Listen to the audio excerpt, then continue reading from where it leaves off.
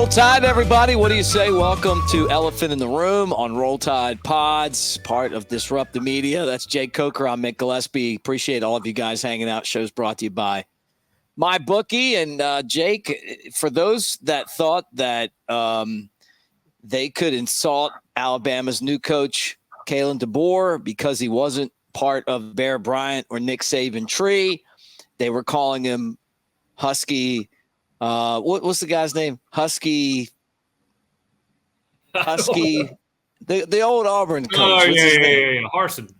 Yeah, whatever his name is. That's right. Yeah, you know, the guy has been absolutely killing it on the recruiting trail, and it just continues, man. I mean, like this Alabama class, another big weekend of recruiting. He's trying to throw a net over 3 5-star wide receivers. When your coach is a wide receiver, people listen to what you have to say. Yeah, and one of the best DBs in the country. And not only just, he's 6'4". One of the best DBs was Dijon Lee. Oh, yeah, Dijon Lee, yeah.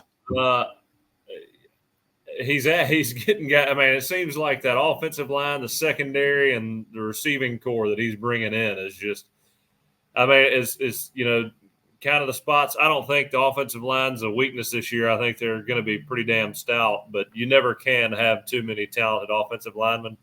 But in terms of a receiving class and the secondary, I mean, he is hammering those positions out and doing one hell of a job. We're coming off a playoff year, but as Alabama fans, I feel like we've gotten the hell beat out of us in the last 6 months, or at least prior to 3 months ago. We're all kind of wondering what's going to happen. Is this going to work out? Is Kalen DeBoer going to mesh well in Alabama? And the excitement around this recruiting class and what he's doing is kind of muting all other college football news around the country, in my opinion. To do what he's done and create the waves that he's creating, to be number 2 behind Ohio State right now in most polls in terms of recruiting, I don't think I've ever seen anything like it outside of when Coach Saban came. Mm-hmm. We talked about him being compared to Harsin. That's the guy's name. He was at Auburn for a short amount of time. A lot of you guys don't remember his name, but I remember it. But it's like when you have to really dig in there to figure it out. Did Harsin have a number 2 or number 1 recruiting class when he was at Auburn? Because I remember Auburn being like way back in like the 50s and the 40s and stuff like it. Yeah. You know what I'm saying? It wasn't like what you're seeing right now where you're number 3 on 3 and you're number 2 with 24/7. And those are the 2 most credible recruiting services. Yeah, the last I saw was number 2. And also, you scroll through Instagram or whatever and look at some of these Alabama pages. When some of these guys do the crystal ball pick or report on where these guys are going, they've been pretty correct lately. And what I'm seeing is, this Dijon Lee is one of those guys that's leaning towards Alabama now. The Caleb Cunningham 5-star receiver. They seem to be leaning towards Alabama from all indications on these reports, and we're already the number 2 class in the country. It's just crazy what he's adding to the roster. And look, I don't expect a huge. I don't care who your coach is year 1. I mean, look, Coach Saban's first year at Alabama was, one that everybody was ready to move past. And I still think, we had a lot of guys leaving the transfer portal. We're not going to have a whole lot of experience under Coach DeBoer. I mean, I know we're going to have, our key players that have been there for a few years, but anytime you transition into a new system, new coaching staff, it's going to take time. And so you got to be a little patient, but from these recruiting classes, you have to be impressed and excited about the future of Alabama football. Yeah. And again, just a few months ago, we were thinking, oh no, are we going to go back to what we were prior to Coach Saban? And I think that's silenced a lot of doubts. you know, I always had a lot of trust in Greg Byrne, and so I felt like whoever he brought in would be a really good fit for Alabama. Now, you always get nervous when you get a guy that's not from the Southeast, but recruiting tells you a lot about how well he's going to mesh with this region and this culture. And I mean, he's doing better than most coaches that have created a career down here. So it says a lot about his work ethic and a lot about what he's done to immerse himself in Alabama football culture and the SEC. 5-star wide receiver Caleb Cunningham, he's from Mississippi, right outside of Starkville, is predicted to go to Alabama. What would you say to a guy like this? 5-star, he could go anywhere. He's taken visits to a bunch of places. Obviously Alabama this weekend, but Auburn, Florida, Tennessee, Ole Miss, I'm sure Mississippi State trying to get him. But he says, Alabama's moved up to number 1 on his list. That's from On3. And he's a guy that's right in our backyard. I mean, Alabama has done a great job of going after the guys from the Magnolia State and bringing them in. He might be the number 2 wide receiver in all of the country. What advice would you give him? But, it's pretty similar to Keelan Russell. He was a commit to SMU. Now, obviously, Caleb Cunningham, I say that. It seems like he could go anywhere he wants, right? Mm-hmm. But he's from Mississippi. You get to stay in the Southeast. Alabama, to me, is the most marketable school in the country right now. I mean, if USC picks it up and gets relevant again, then that's one thing. But in Texas, obviously, that's a highly marketable place. There's a handful, Ohio State. But Alabama, you get to stay close to home. The receiving core, obviously, we all know, had a lot of transfers and departures this year. I think you've got a couple guys that are going to play a lot, but outside of that, there's no guarantees. So, you got an opportunity to come play for a guy and Coach DeBoer who's been successful everywhere he's been, and in just a few short years at Washington created an offense that's known as a prolific system around the country and has the ability to compete with anybody in the country, making it to the national championship. I don't know. Life's all about timing, and the timing's pretty right, for a wide receiver recruit with a lot of talent. This is going to be a different Alabama offense. I think these guys are going to get the ball in their hands, and they're really going to be able to make a name for themselves. Alabama's really putting a lot of effort into raising money for NIL, and you're going to be put in a marketplace where you're going to have a lot of offers and an ability to make a lot of money. So I would think that Alabama, especially with the transfer portal and the guys shifting around like crazy, you've got a 1 and 2 quarterback right now. Now, Milroe will be gone by the time that Caleb shows up if he commits to Alabama. But, you've got a really, really in terms of a backup, you got a guy with a lot of experience in Ty Simpson. So you're going to be pretty safe there with a guy that can distribute the football. So, look, man, all indications point to Alabama. It's a perfect timing for him right now. I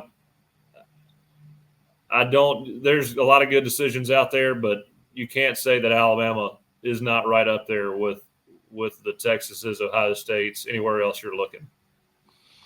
So if you love the school, if you trust and believe in Coach DeBoer's message, be hard-pressed to make a better decision than Alabama. I think it benefits Alabama that Kalen DeBoer was a wide receiver. Just the same way that it always benefited Alabama that Nick Saban was in the secondary. Yeah, well, it's kind of like at Florida State, Jimbo Fisher was a quarterback in college, and when you played quarterback for Jimbo,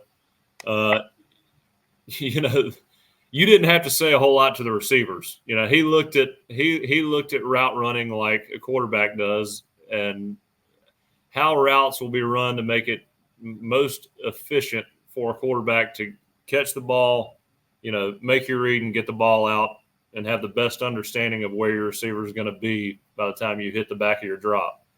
And so, his coaching style, when you were throwing the ball, he was talking to you and the receiver all the time. So you had an understanding, each guy had an understanding both ways of what was supposed to be done from the quarterback's perspective and then what the responsibilities were of the receiver.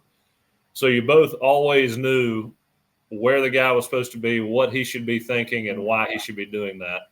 And when you've got a coach that's played receiver, has a lot of history and experience there, he can speak that same language with the receiver, understanding what he's seeing, what he feels, where he should be. It breaks down a lot of communication barriers between player and coach by having that experience. Yeah, I mean, it makes perfect sense to me. And I feel like that's where his connection is going to be. Coach Shep, obviously someone else that these guys are going to get used to. But when you bring in a recruiting weekend and you've got 3 of the 5-star wide receivers there and you're like, hey, Khalil Lockett, hey, have you met Derek Meadows, and have you met Caleb Cunningham? And you try to get all those guys to come to the same school.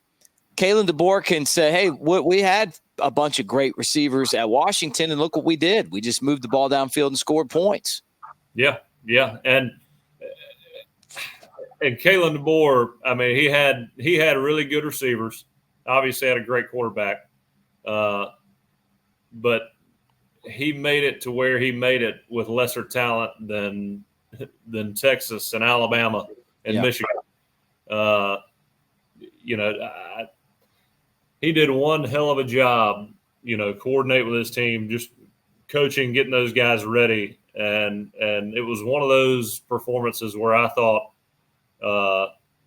coaching overcame a lot of talent hurdles. Yeah. And I think you just watch a game. You don't have to watch film on it. I felt like you could just really tell that Washington was a little outmatched in certain areas on the football field, and they played elite talent. And you just watch his schemes and watch him call plays, and you can just tell. I mean, he put his team in the position to win every single night. It was just all about execution. Well, it's exciting seeing the way that this recruiting class is coming together, because it's coming together like all the other ones have come together. I mean, this isn't like, it's the first time we've ever seen Alabama creep right up into the top 3 and the top 2 in recruiting. It's but just I think we've seen that without Nick Saban. Yeah, I was about to say, I think there's a different energy around it now, though. Just because of the uncertainty surrounding the transition, and it feels like obviously we're coming from a place of the best collegiate football run in the history of college football, right? But Alabama fans, Alabama football is it in this state, and all Alabama fans, at least my age, understand where we came from prior to 2007. And you always go back to those days and wonder if you're coming into a college football season where you just hope you can beat Tennessee or Auburn, or LSU, maybe win one of the 3 and possibly get into a good bowl game. But the national championship is kind of out of sight, out of mind. You always want to be in a place where you're competing for a national championship, and Kalen DeBoer is keeping that hope alive, at least through his first 6 months and as the head coach. I feel like as a gambler, this is the perfect time to take Alabama, because there's a lot of doubt when it comes to Vegas and Alabama and making the college football playoff and even getting to the national championship, let alone winning the national championship. But this was a team that lost to the national champion in an overtime game that they really should have won. They got a lot of the offense back. They're going to be better at center, probably going to be better at wide receiver, not going to be as good on defense. And that's the thing that worries me the most is the run defense not having Caleb Downs, not having a guy that, that somebody else is going to have to step up and be able to, basically clip those edges. But besides that, I mean, the offense should be a lot better this year. And I feel like Alabama gambling-wise, is definitely undervalued because there's so much uncertainty. But all this guy's done is just win. I hope the offense is better this year. I think it's going to be one of those years that it's going to take I think it's going to take a little time for us to mature offensively just because new system and a lot of new faces in that receiving core. Timing is everything in the pass game, and I think we're going to be – I think we're going to be pretty balanced. I think Jalen's going to have to run the ball a pretty good bit, keep us in games. But to me, timing is everything. When you have a newer wide receiving core and you haven't had time to build that timing relationship in game, it just takes a little time to get a maturity level about you where you can really run everything you want to run and everybody has a clear understanding of their responsibilities. I think we got potential, but I think it's going to take a little time. It's going to be fun to see what's going on. And I just feel like Alabama's a little bit undervalued right now because everything that I'm seeing is like they haven't missed a beat yet. How's that not going to translate into being successful on the football field, other than the fact that the entire secondary basically hauled ass on Alabama when Nick Saban left? They didn't even give Kalen DeBoer and his staff a chance. It almost felt like there was a coach that was kind of like out the door, maybe went to another school and conference at an arch rival. It was like, hey, you guys should go with me. Yeah. It felt like that, didn't it? I'm just saying it felt like that. Hey, I'm out of here. Did it feel like that to you a little bit? Like maybe something, I think a lot of these guys that up and left, it was as soon as Coach Saban, made his decision, I think it was predetermined that they were going to get out of here. It didn't give Coach DeBoer a chance at all, but when you look at the news and look at the trajectory of where we're headed in terms of recruiting and just momentum, I bet you there's a lot of guys thinking, man, if we'd have stuck around, we'd really have a shot. Because at those depleted positions, you think Nye Black stays, you think what's his name that went to Texas, if he stays. Was that Bond? Yeah, it's not even those guys to me that it's the guy, all the guys that left from the secondary. Caleb Downs leaves and Pope and Kite I agree. But with the recruiting classes that he's about to bring in, and if you still have the depth, those older guys, I don't know if we even really miss a beat outside of the first few weeks when you're trying to nail down that offense and just run it smoothly with a lot of confidence. If those guys hadn't left, this would have been one hell of a year, in my opinion.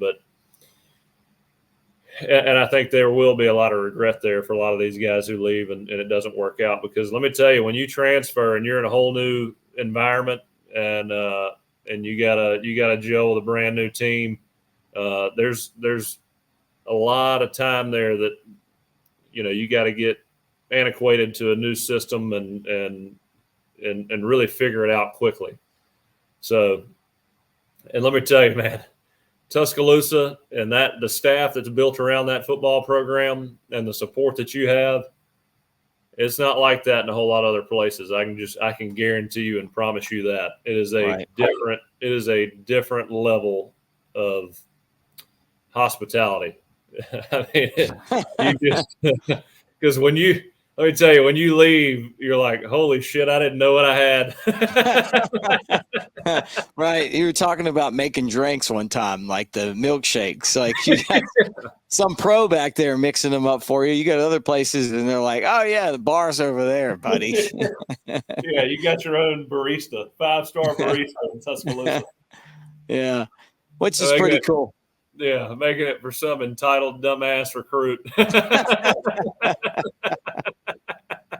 Hey, that's all these guys do is deal with that stuff, right? Yeah. Hey, let me tell everybody about MyBookie. We really appreciate them for being part of our show. And you've all been there before. A weekend trip to the casino canceled because real life came calling. MyBookie's new and improved online casino is here to change the game. Dive into a truly realistic casino experience featuring the latest in slots, progressive jackpots, and live dealer action, all from the comfort of your own home. MyBookie Casino provides a Las Vegas experience when the action is in your hands and you don't even have to wear pants. Start at MyBookie today with a generous sign-up bonus using the promo code NEXTROUND, like our hats, and a revamped loyalty program ensures a host of exclusive VIP perks. The more you play, the more you win with MyBookie. If you're betting on Alabama right now, what is it? 9 wins is the over-under? Yep, I think so. What you got? I know you're going to say over because you have to, but I mean, let's just pretend that this isn't Jake Coker making the bet. This is, somebody else. What do you think? I think 9 wins. Well, yeah, what I'm guessing is that Vegas feels like the public's going to go under on that. And so going back. You always got to go back to the old. Got to figure out what the public. You're looking for what Johnny Public's doing, and you're going to do the exact opposite. Yeah, there's about 5 or 6 guys that I know that bet with the public nonstop. Just not real savvy gamblers, or they just don't look at that kind of information. And so if I'm really nervous about it, yeah. Did you just call him Johnny Public? Is that what you just said? Joe Public. Joe Public. Joe or Johnny? John. I might start using Johnny. Johnny. I like Johnny better. But I'll shoot out a text to about 4 to 6 guys that I know, are pretty awful, and I'll just fade them. So you look for the guy that's always like talking about gambling but loses every time, and you ask them like, "Hey man, what do you think about this?" And you write it down. You're like, "Oh, it's a great bet," and then you take the opposite. Yeah, that's right. Keep doing what you're doing, pal. Never funny. Change. I need an edge. Yeah, right. It actually works because I tapped into your formula last year.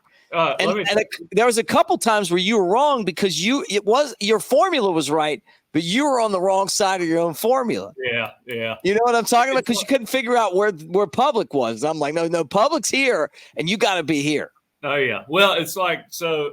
For example, I can't remember what it was, but one of these constituents I confided in, there was like it was like Michigan -2 against Indiana, and I reached out to him and I was like, because that's a line that's just, Michigan top 5 in the country, and then you got Indiana. Like, what is going on? They're only favored by 2. I reach out to him like, hey, what you think about Michigan, Indiana? He goes, Michigan and 2 points, no brainer. I was like, okay, I'm on the right side here. I'm taking Indiana. That's for our life savings on Indiana here. When you heard you heard the words "no brainer," you were like, "Oh yeah, this is." It's like, "Are you kidding me?" or "no brainer," or something like that. I was like, "Oh yeah, this is a winner." God, that's so funny. And then you went the other way and won. Yeah, that's right. Like took a loss here.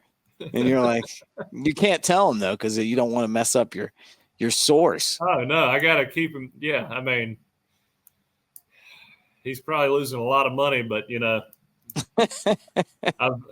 I've profited from his losses over the years. Oh man, hey, I gotta tell everybody, use this promo code. Next time you're buying something at Roback, Room 20, tell your friends if they use Roback, if they like the gear, to use it. I was like, how many people have used our code? And they were like, like 6. I was like, oh man, this show's not doing very good. I said it's all on that damn Coker. That's right. No, I'm totally joking. But guys, seriously, Rhoback.com, promo code room20. I got one of their shirts for Father's Day, and I love it. They fit great. You can use them if you're a great athlete playing golf all the time, like Jake, where you do 3 different golf tournaments a week. You show up and hit the ball around, or you can just look like you can golf like I do. But Rhoback.com. How many golf tournaments have you been in since we talked to you last? Man, I hadn't played much golf ever since Olivia came along. Hadn't been much golf over here. I'm just looking. I'm just looking the part. You just looked the part. I just figure you're that guy though. Like they're like, hey, we need a ringer, and then they call you in. Yeah, I heard you're a good golfer, man. I heard that from a source I got. The problem is I was good 3 years ago, and so some people will call me now, and then I show up and they're like, well, "What the hell happened?" No, come on. No, I can hit it a long way. I can hit it a long way, but it doesn't show up on the scorecard. Well, a lot of times you do these, when you do the golf tournaments, like if they're like hosted, it's the best ball. What do they call that? It's scramble. Yeah. So you just. Oh no, I can make my own way. I can make my way in a scramble. I can help out there. We'll use your ball, get us down the fairway, and then guys like me come in, the short game guys, and we take care of business that way. And everybody works out. It works out for all of us. Yeah. Nowadays, it's a good day if I lose 3 to 4 balls. I'm not using the Pro V1s like I used to. No. You just get those Cougars from Walmart. Yeah, that's right. Like when you slice them babies into the woods, like as soon as they take that big hook, you just reach in the bag and get another one. Yeah. I just carry 2 to the tee box now. That's pretty funny. Yeah. So let's both feel like, well, I never told you what I think. I think Alabama's going to win more than 9 games. I really feel like, and that was kind of my whole point on this, is that I feel like Alabama is underrated right now, and I think part of it is that Vegas doesn't really like an uncertainty. I think that's a part of it. I'd like to know where the public is on that. I really would. I think the public's going to take the under on that big time. So I think just when I first hear it, got to take Alabama over. But again, I'd have to see where the percentages line up. But I like 10 wins. But what you got to think now though is the schedule is so much harder than it was. It is last year, 2 years ago.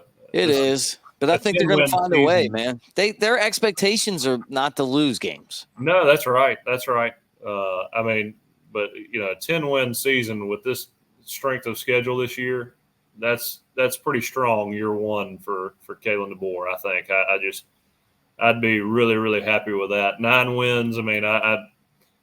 I'd still be happy with 9 wins. And there's just so much up in the air with a new coach being involved, and to me that I'm taking coaching talent out of the equation on that, right. Just because it's a new season, new regime, everything's changing. You watch a little bit of a practice and things are a lot different around there. Right. And not, for better or for worse. I'm not saying anything.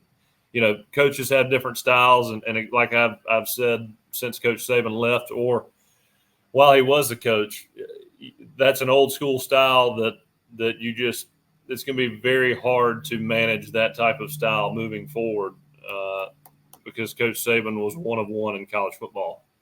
I think this is going to be a brand new look. Everything is going to change, and I just wonder how quickly we'll adapt and be able to be elite again, which I don't think it's going to take long. But I think the first 6 games are really going to be a period of time in which we mature a lot, and anything can happen in those first 6 games. Mm-hmm. Well, we always wait. Like, we're always expecting that this is going to be the year where there's a big transformation in college football. And then you turn around and it's Alabama at the top, Georgia at the top, LSU, on certain years. I mean, it doesn't feel like there's a whole lot of newcomers. Texas has gotten there. I mean, they've bought their way into the mix, but they still really have. I thought they were the weakest team in the college football playoff, to be honest with you. And I think if they would have been in the SEC last year, they wouldn't have been there because they'd have lost more games. They had to win against Alabama, and it was not the same Alabama. Alabama would have kicked their ass if they would have played in the playoff. I'm sorry, they just would have. The Alabama they played at the beginning of the year was an Alabama that was trying to figure out the quarterback spot. They had a lot of issues. That team at the end of the year, that wasn't the case. So with all of that said, I'm putting Texas in that mix too. But I just feel like when you look at the conference right now, I think Alabama's going to be there. I think the players are going to refuse not to. Georgia's going to be there. Georgia's going to be the odds-on favorite to win the national championship with Ohio State. And as tough as the schedule is, I just think Alabama's going to be Alabama. I'm not seeing the cracks in Kalen DeBoer. I'm seeing it's almost like someone put Energizer batteries into the Alabama program. People are fired up again. We relied too much on Nick Saban. Everyone just sat back and was like, hey, we got the best ever. And we kind of rode Nick Saban's coattails. Now it's Kalen DeBoer and company, like Dead and Company, who I'm going to see in Vegas at the Sphere in a couple weeks. You know what I mean? Hey, we don't have Jerry Garcia, but we're still playing some really damn good music right now. Yeah, that's right. I mean, you could not, if you had told me where we are right now, and look, I know it's all recruiting. There's no wins on the schedule yet. But can't you? I mean, you just feel this abstract energy and momentum and positivity from the program right now. And to see him come in, I mean, he seems kind of like a flatline type guy. But when you get a guy that's, to me, just very even keel, stable, and has a lot of energy, it's hard to find guys like that. Don't show a lot of emotion, but you can tell have a lot of drive and energy. Guys like that, to me, are unbelievable leaders. They stay on task, they stay focused, and he just seems to have all the characteristics of a lot of the great coaches that I've been around. And I think he's building a brand. He's rebuilt that brand in a short period of time that really attracts a lot of recruits. I'm with you, man. Well, look, we just knocked down 33 minutes of great content today, but that's not going to stop us for the week. We're going to keep an eye on the recruiting situation. We'll update people on that. We'll talk about Alabama basketball if anything pops. But I see that you're in the office. You've got the Coker style next round hat on, where we both got our next round hats on. And I know that you got to get back to the grind. I like to call it the grind over there at work, which is basically playing in golf tournaments. But I'm just. Let me tell you, if I played that much golf and was as bad as I am, let me tell you. I don't even. I'm making the wrong choices. Let's get back together with Friday at the home studio. Yeah, I'm in. Sounds good. Maybe get Ryan to join us. Yeah, let's get Ryan. See if what the Shankster's up to. Get him over there. But anyway, look, man, great show, and let's keep an eye on the recruiting. I mean, this is where we're at right now. I think that Alabama is going to net some big time recruits between now and Friday. I think that the class could get even bigger by then, even more elite. So there's some big fish out there floating around, and the lures are out there. We'll see if we can pull them in. See if we can't help. Let's see if we can. Can't do it. All right. For Jake Coker, I'm Mick Gillispie. Thanks for hanging out with us. Elephant in the room right here on Roll Tide Pods. Get in the comment section. Tell us what you guys think. Do you feel comfortable with Kalen DeBoer? Is 9 me thinking that Alabama's going to win 10-plus games. Am I crazy? That's what. Hey, well, let's see what the comments say. Over under 9 wins. Over under 9 wins. You guys get in there as well. But thanks for hanging out with us today. We'll do it again on Friday, and roll tide, everybody. Roll Tide.